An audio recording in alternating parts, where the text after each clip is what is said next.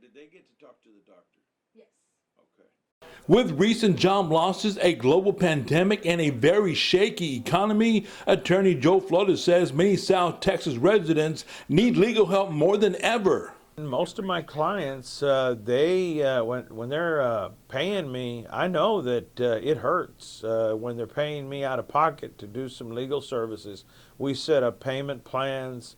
My assistant and I, Trish, have been working together for over a decade. We treat them like they're family, and we put them on a payment plan. Some of these cases, we're going against an insurance company, so we tell them, don't pay us anything. We'll pay the medical providers up front.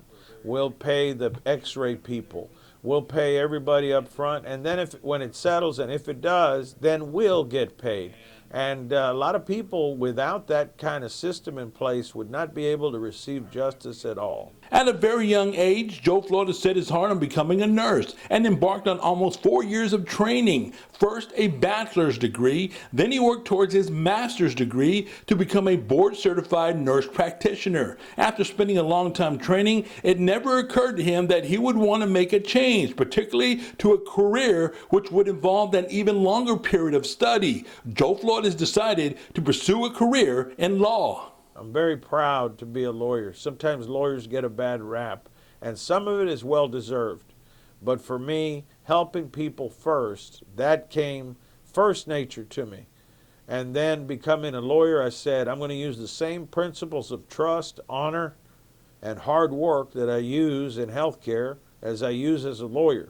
A rag to riches feel-good story, right? Not so fast. Joe put himself through law school while working as a registered nurse in the ICU setting. I studied 3 years as a nurse practitioner and 3 years as a lawyer. It was 6 straight years in college, 10 total college years.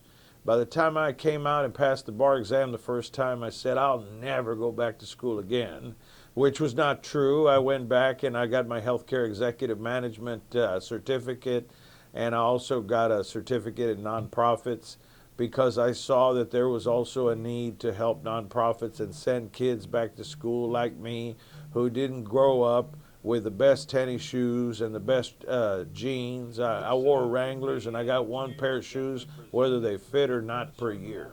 In the medical malpractice legal field, it's not uncommon for attorneys to have healthcare backgrounds. Using my medical and healthcare skills, I can use them for my clients when they walk through the door. I can use them in the criminal area. I can use it in the personal injury area, medical malpractice, and my passion, nursing homes. Flores represents the severely injured, wrongfully accused, and health professionals. His firm handles civil, criminal, and administrative law cases and is one of only a handful of firms that can handle all three of the area of law and federal practice.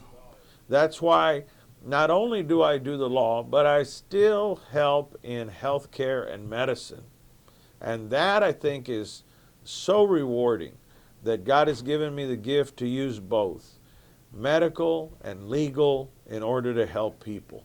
Flores also knows the importance of giving back to his community. One of the many ways he does this is by helping others through pro bono legal work. I donate over 100 hours a year through what's called the Pro Bono College in the Texas Bar.